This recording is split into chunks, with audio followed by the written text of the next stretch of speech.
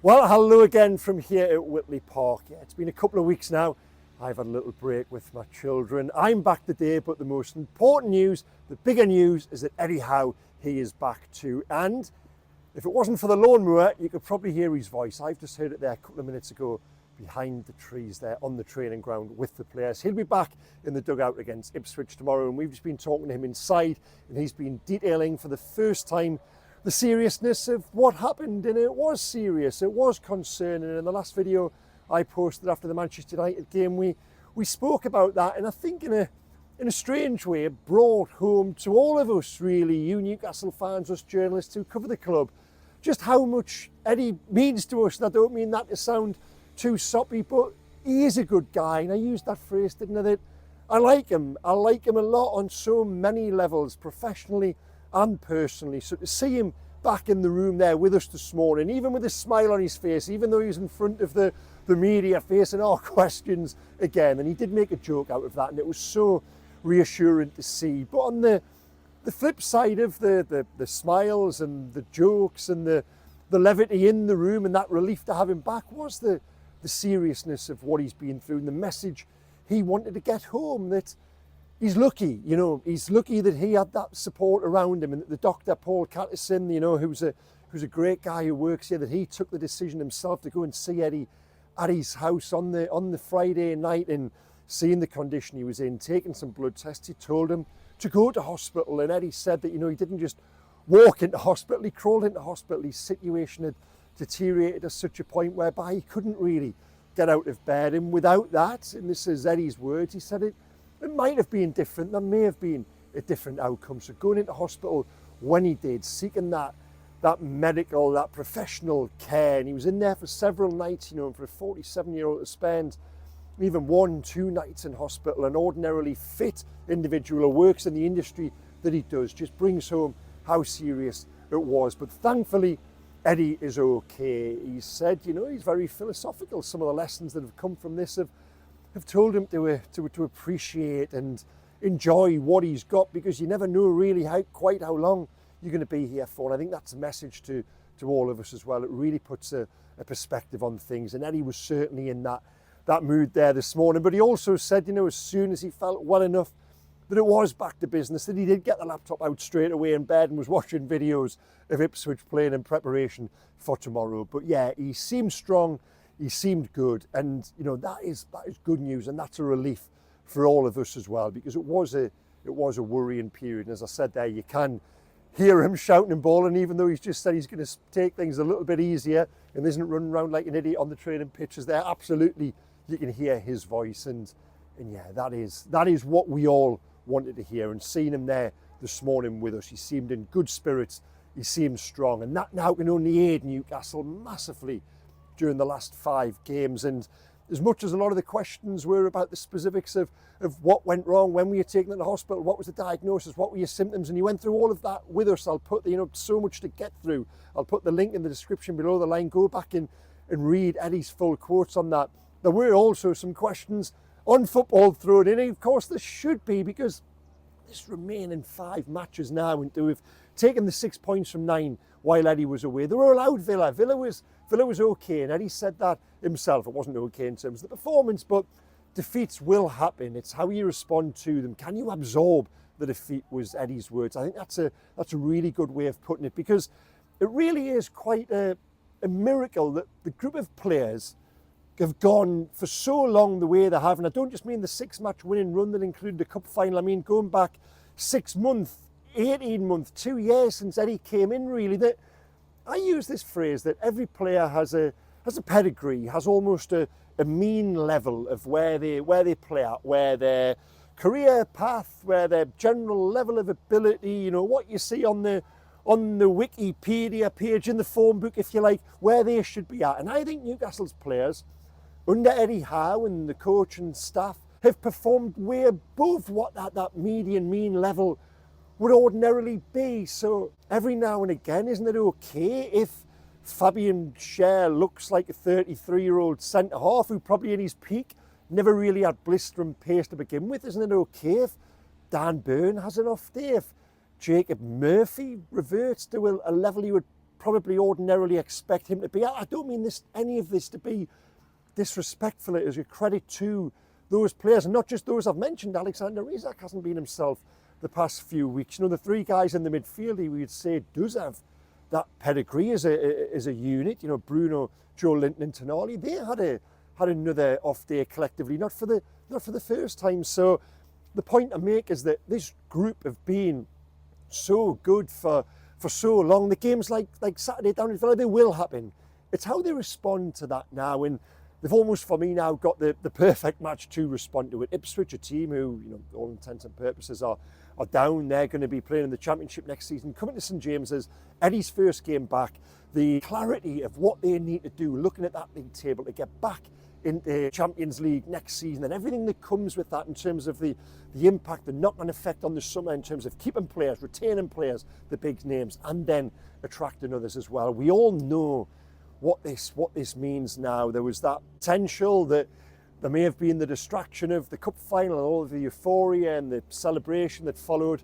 But I think now we all know internally, externally, just how important and how defining for the short term, perhaps even the long term history of the club, these next 5 matches can be. And they put themselves in a brilliant position. And we're debating their side amongst ourselves what Newcastle need to do. I honestly think 3 home wins, 3 victories from the last 5, especially given one of those would be over Chelsea, would absolutely guarantee that top 5 finish. And it's in Newcastle's favour as well, the fact that Chelsea play Forest on the last day. But first and foremost, to borrow Eddie's words, 1 game at a time, going into Ipswich tomorrow.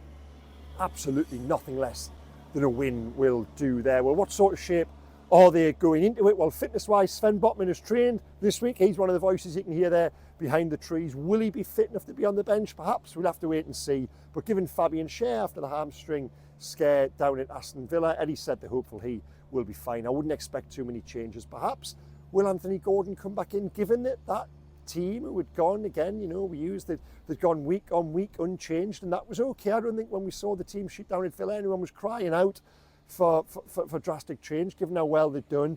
Perhaps we might just see 1 or 2 tweaks tomorrow, and could Anthony Gordon be one of those who does come back in, especially on the back of a performance where Newcastle looked a little leggy, looked in need of that fresh injection of energy. I just think someone like Gordon would bring that, and as well physically, not just that, mentally as well. He'll feel he'll have a little bit of a point to prove now, given everything that happened around the cup final, the manner, the nature in which he missed out on that, and he's been out of the team ever since. I would bring Gordon back in tomorrow, be that on the right, be that on the left, be that with Harvey Barnes, be that with Jacob Murphy. So that is the one change we might just see. In terms of a prediction, well, I don't even think we have to go there. You know, nothing less than a victory will do, and I think absolutely Newcastle will achieve that. Now, beyond that, you know, matters off the pitch, and I mentioned there the importance of the Champions League with regards incomings. Now, this was news I brought you 3 or 4 weeks ago with Newcastle's interest in Matheus Cunha, and having admirers at pretty much every level of the football club inside the training ground and beyond that as well with Paul Mitchell. Now, my colleague Simon Jones broke the story this week that Cunha to Manchester United is close. Now, that will be a disappointment for Newcastle because absolutely they were going to throw their hat in the ring for him. It's not over, you know, the deal to Manchester United isn't sealed, but if they're offering him potentially 60, 70, 80, £100,000 more than what was potentially on the table at Newcastle, and it's Manchester United, as much as they might not be in the Champions League next season, they've still got the chance of the Europa, of course, but I just think that's a hard one for Newcastle to compete with. So we'll have to keep an eye on that, but absolutely Newcastle like him. I can see him being on the left, on the right, through the middle, or going back into an 8 up here. I've spoken about this previously. I just think everything about him screams Newcastle player for me, and it would be a real shame and real disappointment if he did go to Manchester United, as now increasingly reports from my colleagues, I mentioned there before, you know, does look increasingly likely, but I don't think it's done just yet. So let's see how that one plays out. Liam Delap, now fresh reports this week of Newcastle's interest. Yes, Newcastle do like him. We wrote about this 3 or 4 weeks ago. Then 2 weeks ago, I think it was, before I went off on holiday, we wrote an update that Delap and his camp were looking at Newcastle, and given the likelihood of Alexander Isak staying, they were perhaps looking elsewhere. So I think for Delap to end up here, and every club in the country wants him, given he's only £30 million, and if Ipswich go down, then Eddie has spoken so warmly of him just inside now, which he doesn't often do when it comes to opposition players, but he did say he's a player they've And this was in relation to tomorrow's game, not a transfer question, by the way. Give him the excuse to talk about and perhaps send a message. Yes, we do like you, but he spoke about that goal threat, that movement, that physicality, everything about Delap. I said in the last video that he's a player I really like as well. But the competition for him, and given Newcastle cannot say to him, with Alexander Isak, you're going to come in and be our number one, I would think Newcastle might not be at the front of the queue in that regard. Now, on the subject of transfers, there's been a lot of speculation recently linking Lewis Miley perhaps with a move away from the club, and given all of the PSR benefits and the pure profit and those words which we've come to accept now as part of football journalism, the sale of Lewis Miley, it might make sense. Not to Eddie Howe. He was asked about that inside there and he used the word absolutely not. He is someone they want to build the team around for many years to come, and I would go along with that as well. I do believe that there are several levels Miley can go to for a 17-year-old to come into the team and to play the way he did, and it's the nature in which he sees his responsibility, never hides, always wants the ball. Physically, for him to be physically able to compete at 18-year-old, to be 6'4", to be able to get around the pitch the way he does, and not just that, have the technical capabilities to go with it. And the goal threat, I honestly think you're looking at a player there who could play a real complete midfielder, someone who matures into a full England international, and where better to develop your career and become that player than under Eddie Howe. Eddie Howe has made England internationals of Anthony Gordon, Dan Burn, Tino Livramento, Lewis Hall. So Lewis Miley, if I'm looking at it from his perspective, I think I'd want to stay here. And from a club perspective, well, there are some players who, despite all of the financial benefits, I think you've just got to keep and you've got to develop. And Lewis Miley, for me, he would be one of those, absolutely. Now, will Eddie get what he wants in that regard? And this is something I've spoken about and I've actually thought about during the last 5 or 6 weeks. And I really do believe and hope, because I think this is right and I think this is best for the club, that Eddie's hand has been strengthened with events of the last 5 or 6 weeks. The cup final, the outpouring of love to him during the parade celebrations, then again during his recent illness as well. I think it's brought home what a special man and what a special manager Newcastle have. And there were the difficulties there last summer with the arrival of the new hierarchy, you know, the loss of Dan Ashworth, Paul Mitchell coming in. There were tensions which existed. We still don't know really, have those tensions been fully ironed out? How will a new transfer window play out where Newcastle do now have the capacity to spend? I think Cunha was one player everybody was and is agreed on, but if that doesn't happen, they've got to go back to the drawing board. Will there be that unison? But I do now think and hope, I use that word, I hope, that the cup final, the form of the team, the elevation of those players in the England squad, the improvement of those individuals, performing way beyond what should ordinarily be their level, then probably, hopefully, taking Newcastle back into the Champions League in these remaining 5 matches. It just gives Eddie that authority, that autonomy. Yes, there's got to be a collective there, and the role of Paul Mitchell can be powerful, can be good, but they've all got to work together. But don't sideline Eddie Howe. He's got to really have, for me, first and final say. Now, what happens in the middle? Yes, a collaborative and lots of voices in there, but Eddie's got to be the one that counts. And I do believe that the last 5, 6 weeks, not that it should have needed that, but I do believe that has strengthened his position. Now, what will leave Newcastle in an even stronger position in terms of that race for the top 5, given several of their rivals aren't playing this weekend because of the FA Cup, is a victory tomorrow as well. And I just think that will set them up just so well for those remaining 4 matches. And given one of those home games is against Chelsea, I think it's as simple as win the remaining 3 and Newcastle will be back in the Champions League next season. But before we get carried away and looking at games down the line, there's this one to negotiate tomorrow, and I'll be there back at St James's, walking up and down the stands, hopefully afterwards. I know I did the video reflections from the steps afterwards, and I quite enjoyed that as well. Stood in the spot where Kevin Keegan once did. But either way, I'll be there tomorrow